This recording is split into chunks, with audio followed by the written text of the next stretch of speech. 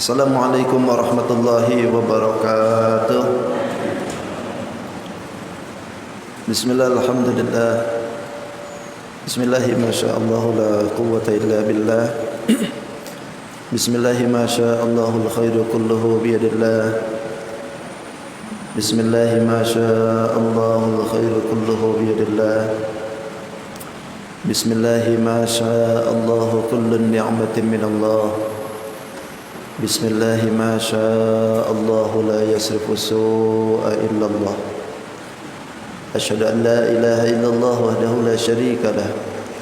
Wa asyhadu anna sayyidana wa nabiyyana Muhammadan abduhu wa rasuluhu sahibul hawli wasyafa'ah. Allahumma salli wa sallim wa barik ala hadzal nabiyil karim wa ala alihi wa ashabihi wa tabi'in lahum ajma'in. Amma ba'du. Faqad qala Allah Ta'ala fi kitabihil karim fi surah Asy-Syams. Surat Asy-Syams. Belum selesai ya.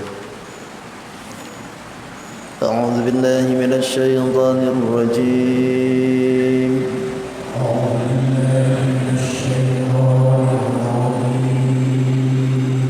Bismillahirrahmanirrahim.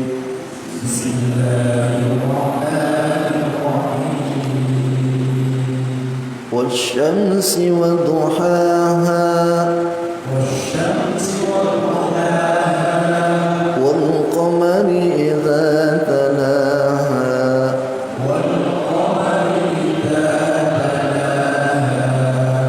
والنهار إذا جلاها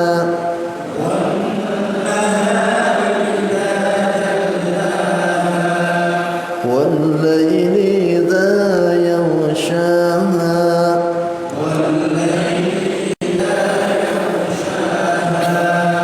والسماء وما بناها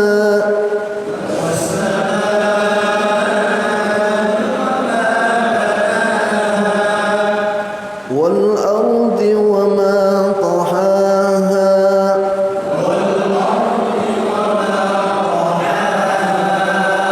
ونفس وما سواها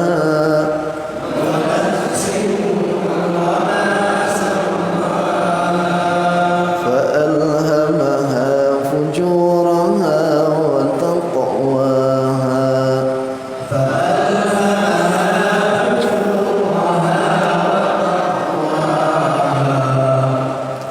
Ini biasanya kalau mendengar surat ini kadang ada yang menjawab ya dari seayat di situ.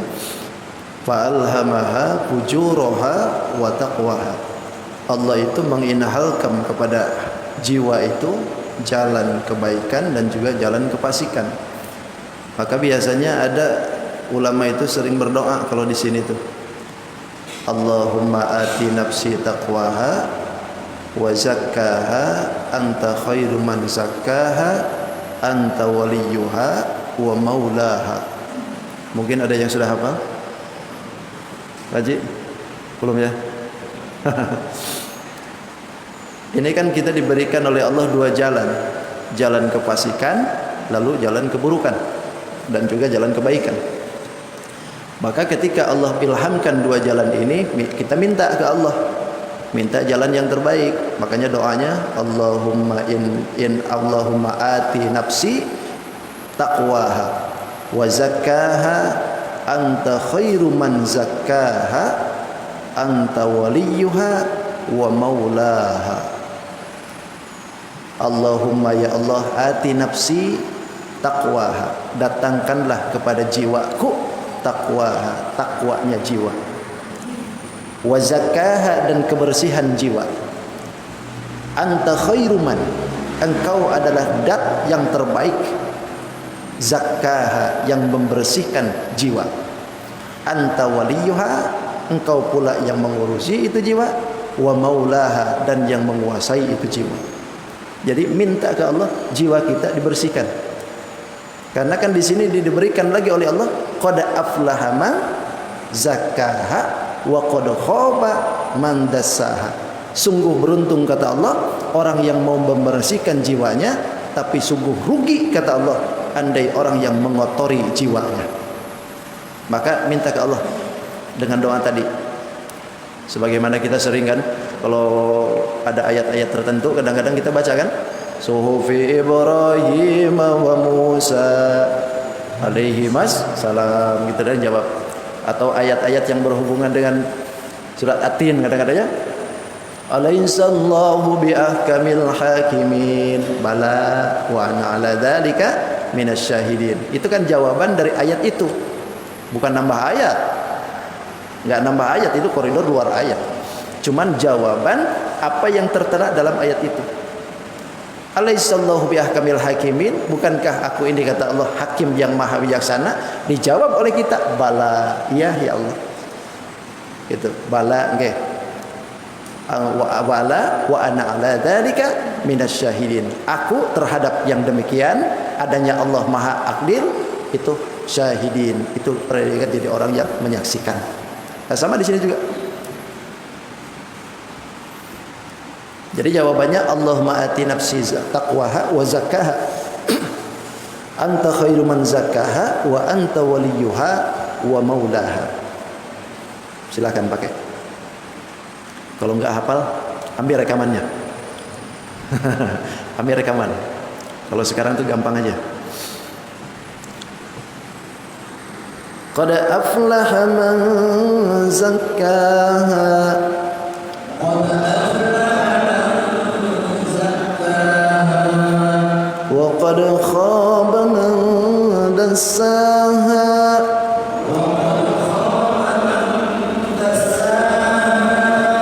كذبت ثمود بطغواها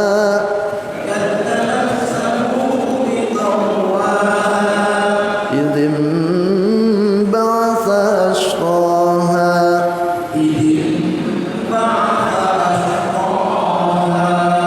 فقال لهم رسول الله ناقة الله وسقياها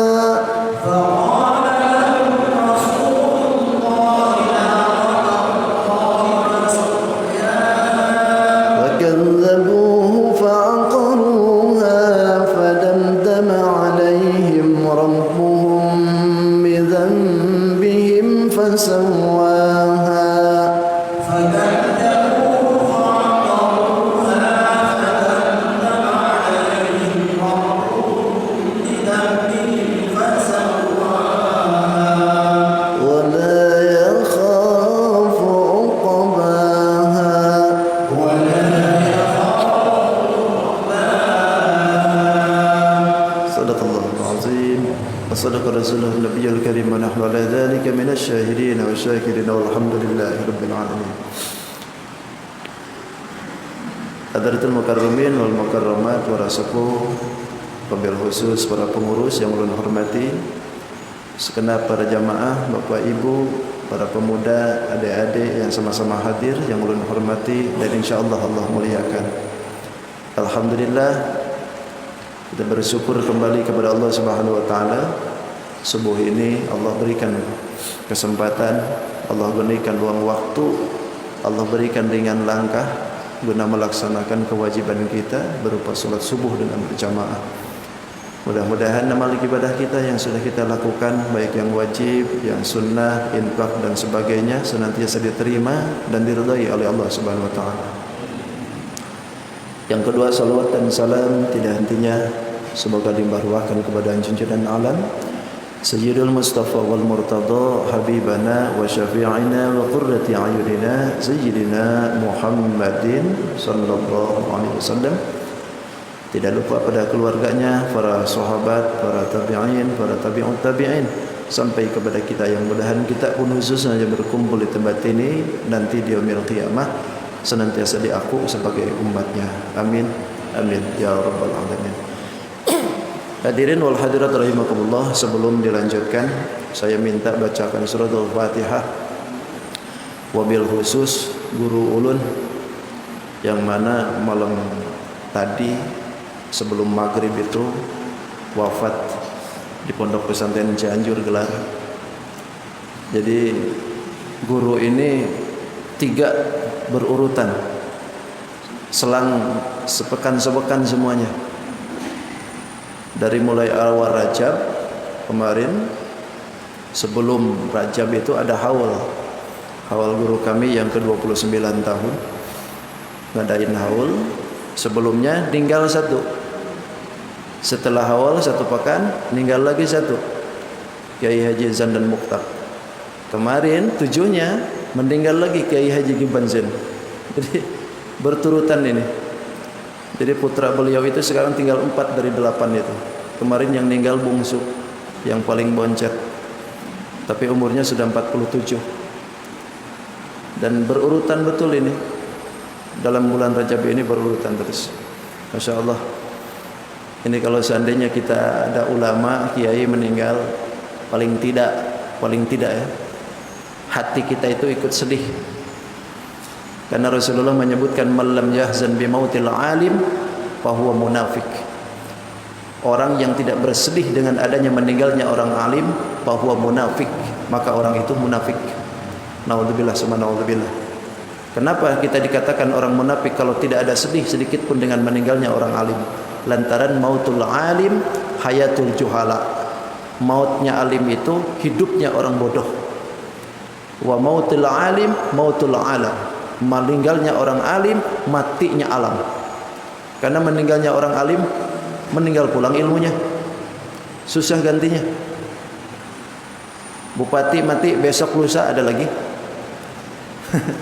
Gubernur meninggal, besok lusa apa lagi? Apalagi presiden. Presiden mati, besok lusa direbutin. Belum mati aja disuruh mati.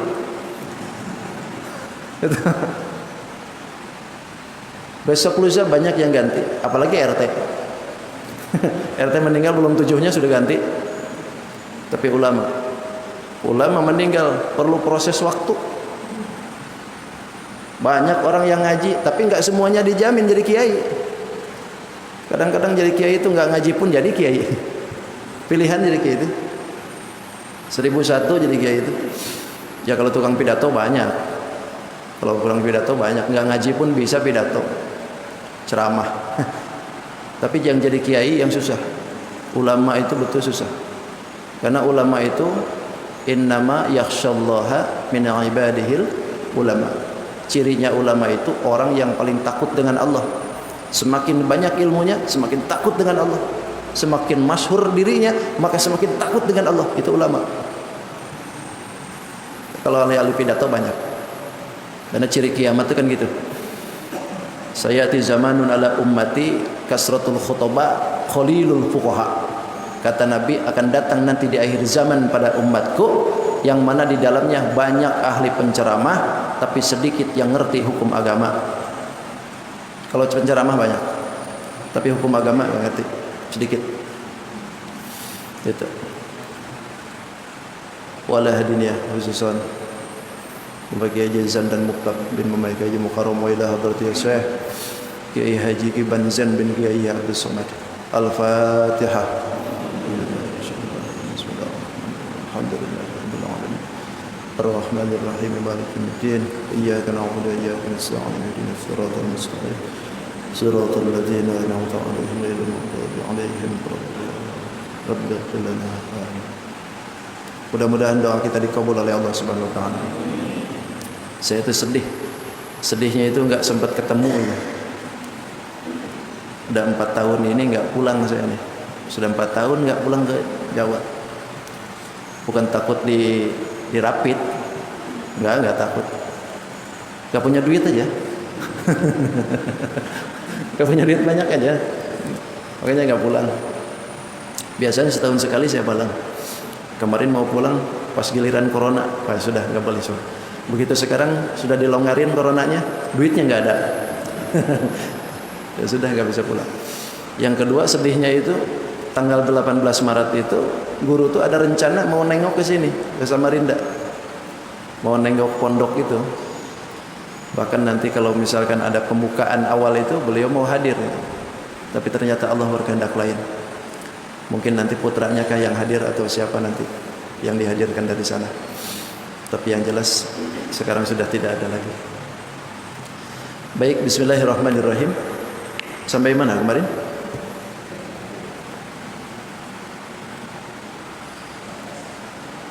Jiwa ya. Jadi Allah Subhanahu wa taala memberikan ilham kepada jiwa kita itu, wa nafsi wa ma sawwaha fa alhamaha fujuraha wa taqwaha. Allah memberikan ilham kepada kita, ilham jalan yang buruk dan juga ilham jalan yang baik. Ketika kita memilih ilham yang baik, pada aflaha, maka beruntunglah kita. Man zakkaha, orang yang mensucikan jiwa. Tapi ketika kita ini diilhamkan dengan ilham jiwa yang buruk, maka waqad khaba, maka rugilah man dassaha, orang yang mengotori jiwanya. Kemudian di dalam ayat selanjutnya Allah Subhanahu wa taala akan mengisahkan tentang perbuatan kaum Samud terhadap nabinya. Ini berarti Allah memberikan contoh kepada orang yang hatinya, jiwanya bersih. Bagaimana letaknya jiwanya orang yang bersih, diberikan kisah oleh Allah. Di antaranya adalah kisahnya kaum Samud. Nabinya orang yang bersih jiwanya, sedangkan kaumnya orang yang kotor jiwanya. Lihatin pada akhirnya. Kata Allah, bismillahirrahmanirrahim. Wallahu a'lam bihaqiqatil murad. Kadzabat Samud bi taghwaha. Kadzabat, telah membohongkan. Siapa? Samud, kaum Samud. Bi taghwaha, dengan melampaui batas atau dengan sebab melampaui batas. Ba bisa babiyah. Artinya sebab melampaui batasnya mereka sehingga mereka jadi membohongkan. Idzim ba'asa, dan ketika bangkit, ashqaha, orang yang paling celakanya itu kaum Samud. Faqala lahum, dan berkatalah lahum kepada kaum Samud. Siapa? Rasulullah, utusan Allah. Yang dimaksud utusan di sini bukan nabi kita, tapi yang dimaksud itu adalah Nabiullah Saleh alaihissalam. Karena kaum Samud nabinya adalah Nabi Saleh. Naqatullahi, ontak betinanya Allah. Wasuqiyaha, dan tempat minumnya itu ontak. Fakadzabuhu, maka mereka kaum Samud membohongkan kepada Nabi Saleh, Rasulullah tadi.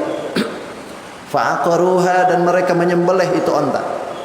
Fadamdama alaihim, maka membinasakan Allah alaihim terhadap mereka, Rabbuhum, Tuhan mereka, bidzambihim, dengan sebab dosa mereka, fasawwaha, sehingga ratalah Allah meratakan mereka. Wala yakhafu uqbaha, dan tidaklah Allah takut uqbaha, dengan tindakannya. Sudah paham? Paham nggak kira-kira?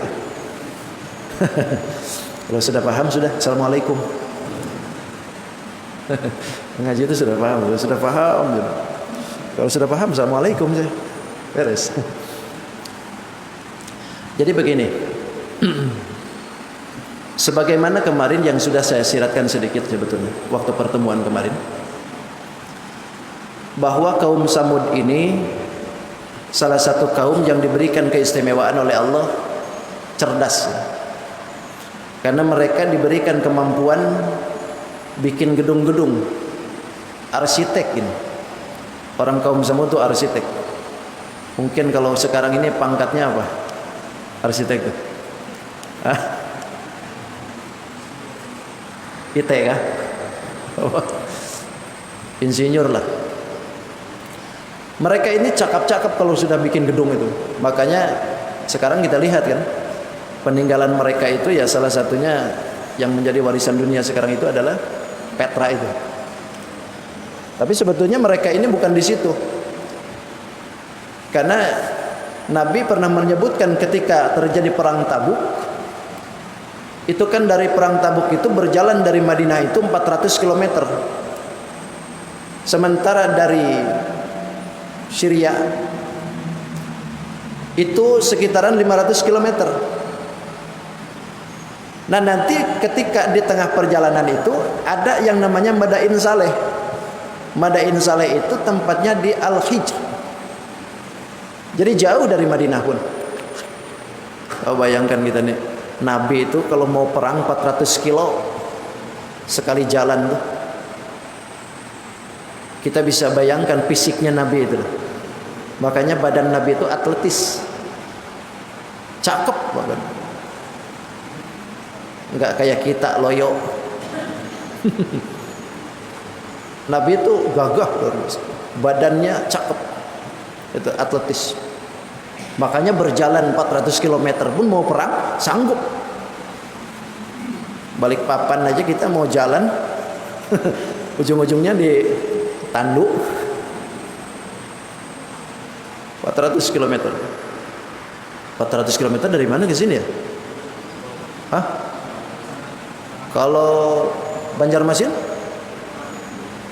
Banjarmasin berapa? Gak nyampe ya? Gak nyampe kan? Hah? Nyampe Banjarmasin? Ya kisaran Banjarmasin berarti ya. Kita pakai mobil aja ke Banjarmasin 20 jam. 18 jam kadang-kadang. Lebih cepat. Nah itu ada Madain Saleh di situ. Nah itu Madain Saleh itulah di situlah kaum Samud itu ada. Jadi 400 km sebelah utara dari Saudi Arabia. Yang termasuk sekarang ini ke daratan apa ya? Berarti daerah apa ya? Sudah daerah itu aja sudah. Kalau masuk ibu kotanya dari ibu kota apa itu? Libanon kan kalau sudah. Nah ini jadi cerdas mereka ini. Luar biasa bikin gedung-gedungnya hebat. Cuman kecerdasan mereka ini tidak didasari dengan ketakwaan. Malah mereka ini menyembahnya pun menyembah berhala. Tidak mau tunduk dengan aturan nabinya. Padahal mereka ini sama-sama gitu turunan dari atasnya itu kan Nabi Hud kan. Kan Nabi Soleh itu nabi yang kelima yang wajib kita ketahui itu Adam, Idris, Nuh, Hud, Saleh, gitu kan? Nabi Saleh ini yang kelima. Turunannya dari Nabi Saleh nanti Nabi Ibrahim alaihissalam ke situ. Nabi Saleh ini dari siapa turunannya? Sebetulnya awalnya itu dari Nabiullah Nuh alaihissalam.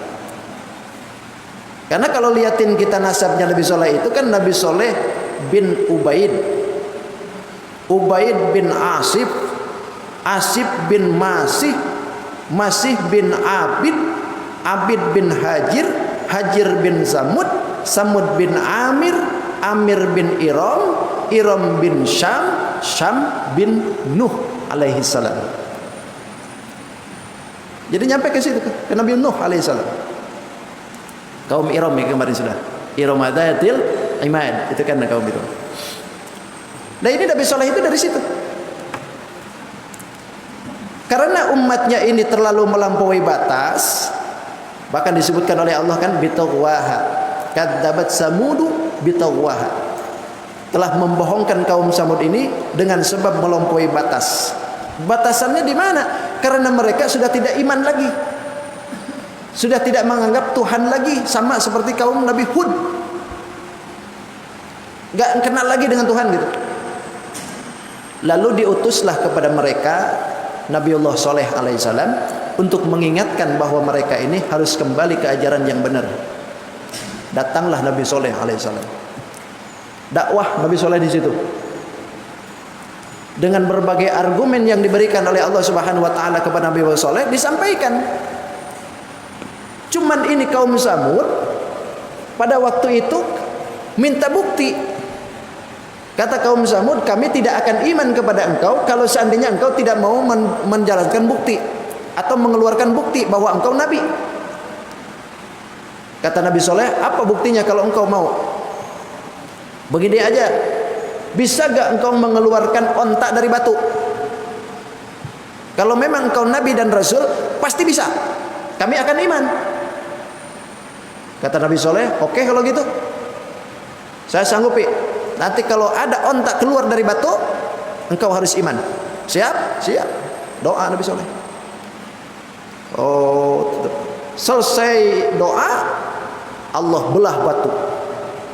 Mendadak dari atas mereka itu dibelah batunya. Ternyata keluarlah onta yang lagi bunting.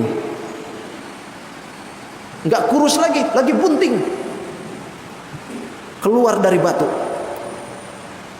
Kalau secara logika kita kan, mana bisa onta keluar dari batu? Yang ada batu keluar dari onta ada. Itu kalau batu keluar dari onta mungkin, karena ontanya makan batu. Kalau onta keluar dari batu, secara logika ini khawariqul adat, keluar dari kebiasaan. Tapi ini dibuktikan oleh Allah, keluar onta. Karena pada waktu itu onta-onta di sekitaran kaum Samud itu susunya itu gak ada yang keluar gitu, walaupun keluar sedikit susunya dari onta-onta mereka itu. Sementara ontanya Nabiullah Saleh alaihissalam ini diberikan oleh Allah, di samping gemuk badannya susunya banyak. Jadi orang-orang Samud itu dibagi, setiap hari memerah susunya itu onta, dikasihkan ke seluruhnya. Cuman ada perjanjian. Perjanjiannya itu pertama, onta itu tidak boleh dibunuh. Yang kedua, biarkan onta itu minum di tempat mereka biasa minum, di tempat sumur itu. Karena ada sumur satu, hewan ternak mereka dengan mereka itu minumnya ngambil dari situ. Perjanjiannya itu, ini onta biarkan minum di situ. Jadi jalan tuh perjanjian tuh. Cuman karena iri, kembali kepada iri nih. Makanya wa min syarri hasidin idza hasad, gitu kan gitu. Kita minta perlindungan dari kejelekan hasud ketika orang berhasud. Karena iri ini susah. Walaupun sudah ada perjanjian sedemikian rupa, tapi kalau sudah iri dalam hatinya, nggak bisa ditahan lagi tuh. Sama halnya kaum Samud itu begitu. Karena mereka ini iri dengan apa yang terjadi, perjanjiannya itu sehari untuk onta, sehari untuk mereka minum itu. Tapi mereka mengira begini, ini gara-gara ontanya Nabi Soleh ini, kita ini minum cuma sedikit. Karena onta itu kan kalau sekali minum, oh itu kayak tank gitu. Onta itu kalau sekali minum tuh, iya kan? Karena dia bisa menyimpan kan. Berjalan berapa ratus kilo pun dia kadang-kadang sanggup nggak minum 4 hari itu. Onta tuh luar biasa. Kalau kita bisa begitu enak. Disimpan di sini. Nyedot. Habis onta minum, habis giliran mereka sedikit. Itu yang membuat mereka jadi geram tuh. Karena adanya sesuatu seperti itu, akhirnya mereka ini membohongkan perjanjian itu. Makanya kadzabat Samudu, telah membohongkan kaum Samud bitawwaha, dengan melampaui batas. Dibohongkan tuh. Dibohongkannya di mana? Pertama, ada 9 orang dari mereka itu berkumpul merencanakan akan membunuh ontaknya Nabiullah Saleh alaihissalam. Berencana tuh. Lalu setelah itu dilaksanakanlah perencanaan itu. Dan yang membunuh onta itu 2 orang memang. Tapi 9 orang aslinya. Tapi yang membunuh 2 orang. Yang pertama yang membunuh itu yang memanah, lalu yang kedua yang menusuk. Yang menusuk itu disebutnya itu adalah Shaddad bin Muharij. Kemudian yang memanahnya adalah Qudar bin Salib. Jadi ketika onta Nabiullah Saleh alaihissalam mau minum ke situ, dipanah dari kejauhan hingga rebah. Begitu sudah rebah, datang lagi seorang, tusuk, hantam sudah. Matilah onta. Matilah onta itu. Padahal ketika mereka itu ada perencanaan pengen membunuh onta Nabi Soleh, itu mereka itu sudah kecium sebetulnya oleh Nabi Soleh. Sehingga pada waktu itu, faqala lahum, berkatalah Nabi Soleh lahum, kepada mereka, Rasulullah utusan Allah, maksudnya Nabi Soleh alaihissalam. Kata Nabi Soleh, naqatullah, Maksudnya naqatullah ini adalah daruha, biarkan itu ontaknya Allah, biarkan, jangan dibunuh. Wasuqyaha, biarkan dia minum, jangan dibunuh. Sebab kalau seandainya nanti dibunuh, Allah janji kalau onta itu dibunuh, maka kalian akan diturunkan adab. Nah mereka ini begitu diancam macam begitu, gak senang dengan Nabi Soleh. Dihantaminya itu onta dimatikan oleh mereka dengan 2 orang tadi itu. Setelah selesai ontanya dibunuh, karena Nabi Soleh selalu melarang, akhirnya ada perencanaan membunuh Nabi Soleh juga. Akibat hasud itu begitu. Jadi kalang kabut kalau hasud tuh, kalang kabut. Maka kata Allah, idzim ba'asa ashqaha, ketika bangkit orang yang paling celaka di kaum soleh. Siapa maksudnya? Kudar tadi tuh.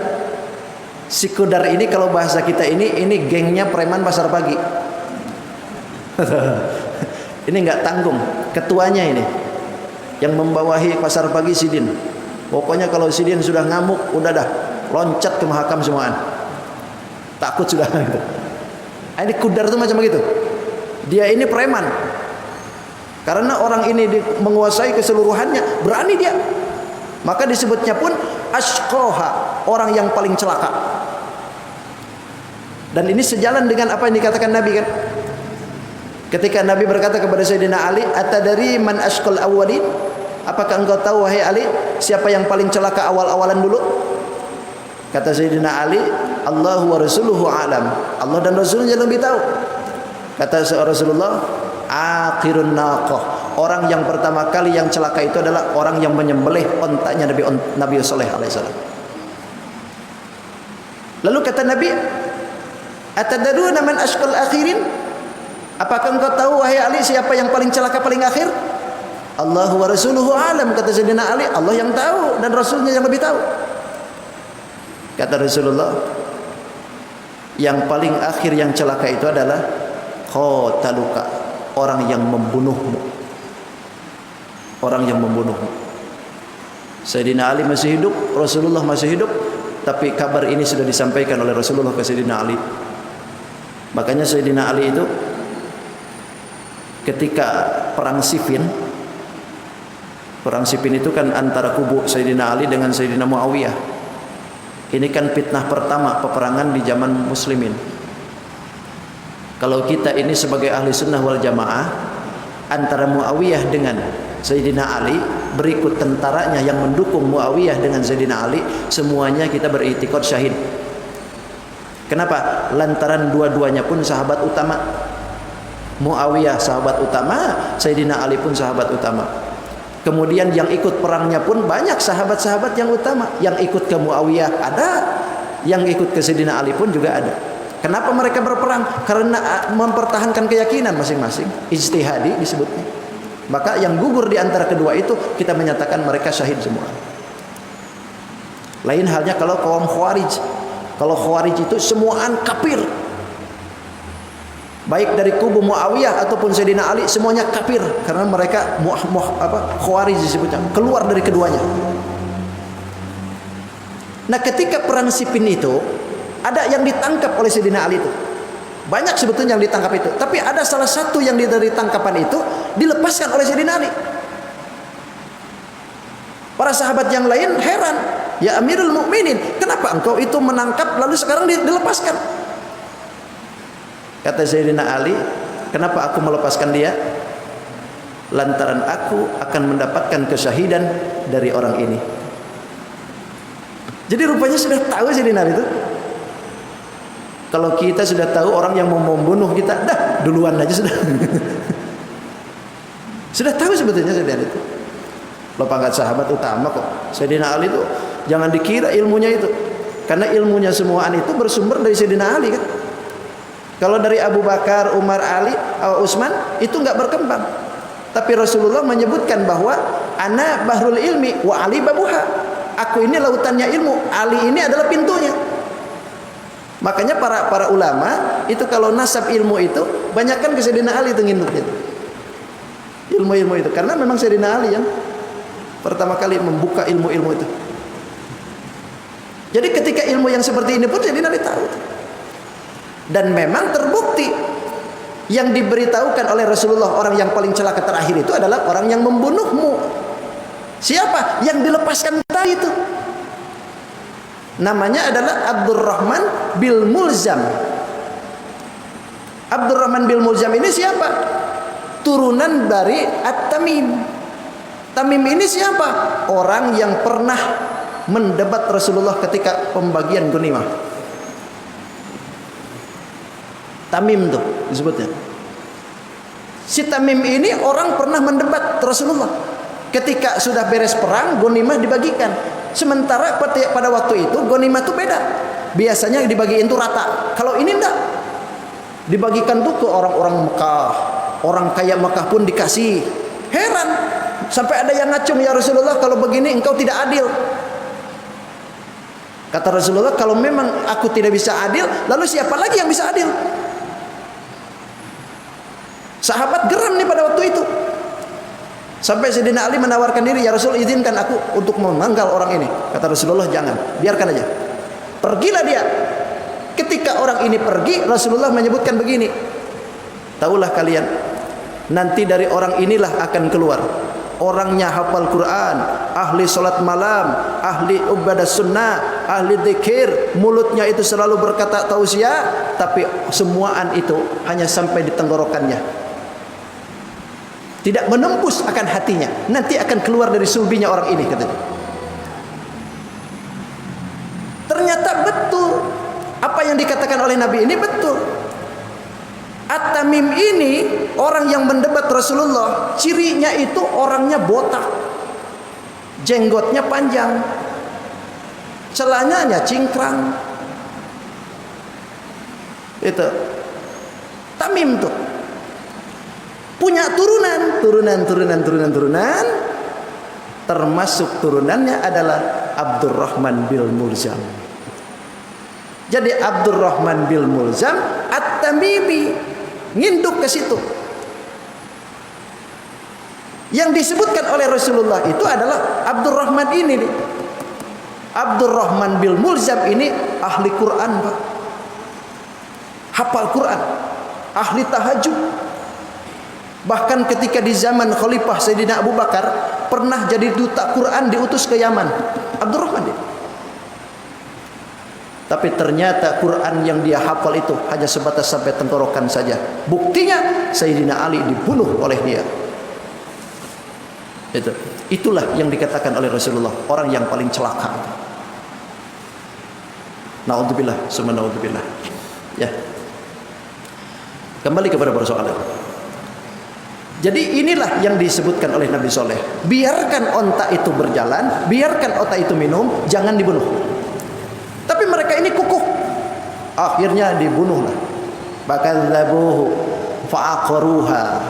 Mereka membohongkan apa yang dikatakan oleh Nabiullah Shallallahu alaihi wasallam, bahkan fa'aqaruha, disembelih ontanya. Disembelih. Sehingga ketika sudah disembelih, ontanya sudah mati, Nabi Soleh mengatakan begini, wahai kalian semua, karena kalian telah melampaui batas dengan apa yang dilakukan, maka lihatlah, 3 hari dari sekarang Allah akan turunkan azab kepada kalian. Oh, geram mereka nih. Kata mereka, kalau memang Allah mau menurunkan azab ke saya, apa buktinya? Kata Nabi Soleh, lihatlah nanti di hari pertama subuh-subuh engkau bangun, mukamu akan menjadi kuning. Itu hari Rabu terjadinya itu. Berarti membunuh ontanya hari Selasa. Hari pertama hari Rabu. Begitu subuh-subuh mereka bangun, benar. Jadi kuning mukanya. Bukan 1 orang 2 orang. Semuaan gitu. Kaum Samud itu jadi kuning mukanya. Kenapa mereka ini kok yang enggak ikut pun juga sama kuning? Karena pada waktu itu, pada sudah membunuh onta Nabi Soleh ini kesepakatan semuaan. Kan dalam hukum juga begitu kan? Kalau ada orang yang membunuh seorang dengan orang banyakan, ketika dihukumnya sama kisahnya kan? Ada seorang dibunuh dengan 10 orang, yang membunuh 2 orang, yang lainnya ikut aja.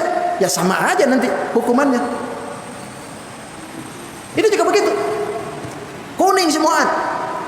Karena mereka ini sudah merasa bahwa apa yang diancamkan oleh Nabi Soleh ini benar, dicarilah Nabi Soleh. Sementara Nabi Soleh sebelum turun adab disuruh pergi. Waktu itu juga harus pergi. Hari kedua datang di hari Kamis. Muka mereka kata Nabi Soleh akan berubah jadi merah. Kemudian di hari yang ketiga di hari Jumat, muka mereka akan berubah menjadi hitam. Hitam pula. Dan nanti ketika datang hari Sabtu, maka disitulah adab Allah turun. Itu terjadi itu. Terjadi sudah. Begitu hari pertama hari Rabu mereka jadi kuning, hari Kamis jadi merah, kemudian hari Jumat mereka mukanya jadi hitam semuaan. Setelah itu barulah datang hari Sabtu turunnya adab Allah. Dengan apa? Dengan petir. Didatangkan petir sehingga satu pun tidak ada bisa lolos. Setelah datang petir, lalu ditempa dengan gempa. Sehingga terjadilah kalau bahasa kita apa tuh? Likuifaksi kah? Hah? Jadi buminya terbalik sudah. Bergelimbangan rata sudah semuaan. Itu. Dikasih petir oleh Allah, lalu dikasih gempa oleh Allah. Semuaan mati kaum Samud. Maka inilah yang disebutkan oleh Allah. Ketika mereka membohongkan apa yang dikatakan oleh Nabi Soleh, kemudian ontaknya pun dibunuh, padamdama alaihim rabbuhum bidambihim basawwaha. Maka Allah membinasakan mereka bidambihim dengan sebab dosa mereka, yaitu membunuh ontaknya Nabi Soleh, pasawwaha, sehingga rata semua. Rata semua. Padahal kita tahu yang namanya di Al-Hijr itu gedungnya tinggi-tinggi. Dulunya itu rata semua. Sebelum ditemukan itu rata kan. Kedalaman berapa meter itu ke dalam itu. Bayangkan dihamburkannya itu bumi itu oleh Allah. Sehingga satu pun tidak ada yang hidup. Semuaan mati. Kecuali 4.000 orang yang iman ke Nabi Soleh alaihissalam. Yang iman ke Nabi Soleh, semuaan keluar dengan Nabi Soleh, itu semuaan selamat. Jumlahnya cuma 4.000 aja. 4.000 orang aja. Dari sekian ribu itu. Selebihnya mati semuaan. Dan Allah berbuat yang demikian itu tidak takut sedikit pun. Kata Allah, wala yakhafu uqbaha. Allah tidak takut dengan apa yang menjadikan keputusan itu. Sedikit pun Allah tidak mundur gitu. Artinya Allah Maha Kuasa. Allah Maha berkehendak. Siapapun yang melampaui batas dan menentang nabinya pasti akan binasa. Semua akan binasa. Itu. Inilah salah satu bentuk daripada iktibar ya. Iktibar, contoh bagi kita bahwa sekuat apapun kita, kalau kita ini menentang akan syariat, menentang akan apa keadaannya Allah, menentang akan keberadaannya Rasulullah, maka pasti lambat laun pun akan mati juga. Akan binasa gitu. Oh, itu Pak Ustaz ada yang menentang Nabi tapi hidup-hidup aja. Belum aja. Belum aja.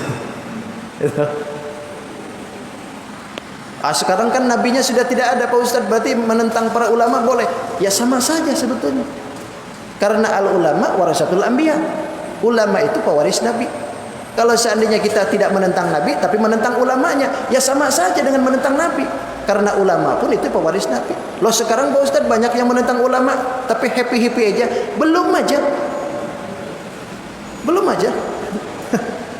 Abu Jahal itu setelah menentang Rasulullah sampai menyebutkan tabban lak, celaka engkau Muhammad, diturunkan ayat oleh Allah, tabbat yada abi lahab wa tab.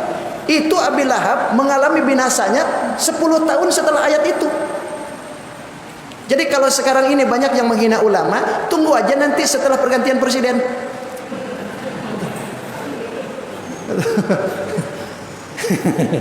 Karena 10 tahun Bang. Abu Lahab aja 10 tahun itu mati baru. Nanti ada ayatnya Abu Lahab nanti. Sampai matinya pun nggak ada yang deketi Abu Lahab tuh. Matinya tuh digosok. Kayak nguburin corona gitu. Abu Lahab. Naudzubillah summa naudzubillah. Inilah contoh buat kita. Naudzubillah ya. Mudah-mudahan Allah Subhanahu wa taala menghindarkan kita dari bala bahaya, dan mudah-mudahan Allah bersihkan hati kita untuk selalu mencintai Allah dan Rasulnya dan juga mencintai para ulama. Amin. Amin ya rabbal alamin.